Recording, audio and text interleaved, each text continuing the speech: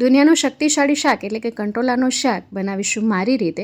લસણ, ડુંગળી કે ટમેટા વગર એટલું ટેસ્ટી બનશે કે બાળકો પણ બીજી વાર ડિમાન્ડ કરશે. તો અહીંયા 300 ગ્રામ જેટલા કંટોલા લઈ લીધા છે. હવે કંટોલામાં આ રીતે ધૂળ માટી કચરો ચોટેલો હોય છે તેને દૂર કરવાની સરળ ટ્રીક બતાવીશ.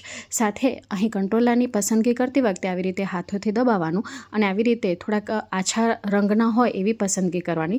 દબાવતી વખતે થોડુંક નરમ હોય એવા કંટોલાની પસંદગી કરવી જેથી અંદરથી લાલ ન નીકળે ને ગઢા એટલે કે બિયાવાળા ન નીકળે.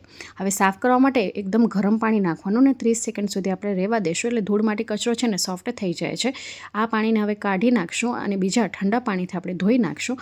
ધોતી વખતે આવી રીતે મસળશું એટલે બધો જ કચરો છે ને આપોઆપ દૂર થઈ જશે અને ક્યાંય પણ કંટોલા ગંદા રહેતા નથી. હવે આ પાણી પર કાઢી લેશું. કંટોલા અહીંયા સારી રીતે સાફ થઈ ગયા છે.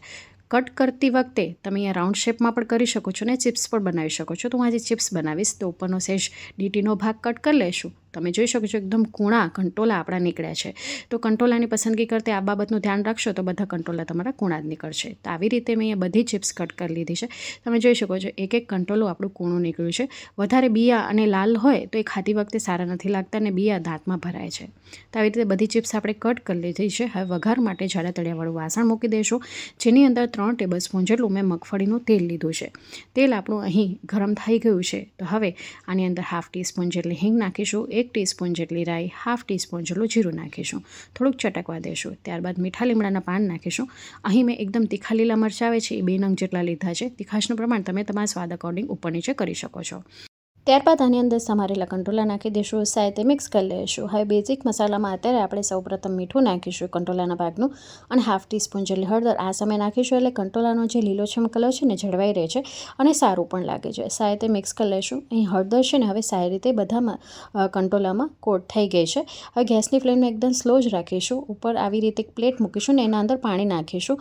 હવે વરાળથી આપણે આ કંટોલાને સીજવા માટે મૂકી દઈશું. તો લગભગ 5-1 મિનિટ સુધી ધીમા ગેસે મૂકી દઈશું એટલે આપણા કંટોલા છે ને 60% જેટલા કૂક થઈ ગયા હશે. તો એટલા જ આપણે આ સમયે કૂક કરવાના છે. તો અહીંયા તમે જોઈ શકો છો. સાથે એકવાર મિક્સ કરી લઈશું ને કંટોલાનો કલર કેટલો સરસ આવ્યો છે. કંટોલા આપણા 60% જેટલા કૂક થઈ ગયા છે. એકવાર સાથે ચલાવી લીધું છે ને હવે બાકીના જે મસાલા આપણા બાકી રહ્યા છે એ નાખી દઈશું.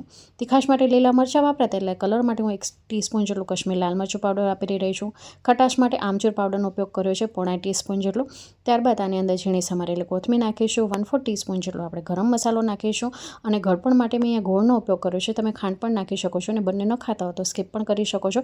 પણ તીખાશ માટે લીલા મરચાં, ખટાશ માટે આમચૂર અને ગળપણ માટે ગોળ લીધો છે એટલે આ શાક આપણું ચટપટું તૈયાર થાય છે. 2 ચમચી જેટલો મેં ઝીણો સમારેલો ગોળ નાખ્યો છે. સાથે બધી વસ્તુને મિક્સ કરી લઈશું. અહીં તમે જોઈ શકો છો શાકનો કલર કેટલો જોરદાર આવ્યો છે. આ એકદમ સાદું શાક છે પણ ખાવાની ઓર મજા આવે છે. છેલ્લે 1 ટીસ્પૂન જેટલું ધાણા જીરું પાવડર આવી રીતે સ્પ્રિંકલ કરીશું.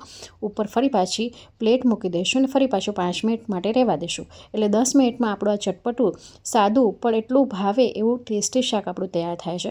આ કંટોલાનું શાક તમને કોની સાથે ખાવાનું પસંદ છે કમેન્ટમાં તમારો અભિપ્રાય જરૂરથી જણાવજો. અહીં તમે જોઈ શકો છો કંટોલા પ્રોપર કૂક થઈ ગયા છે. જેની સમારેલી કોથમીર નાખી અને ગાર્નિશ કરીશું અને સર્વ કરીશું.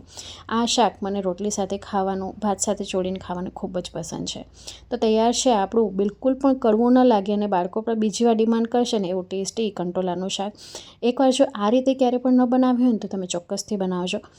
ચાલો ફરી મળીશ. ત્યાં સુધી આવજો. Bye, take care.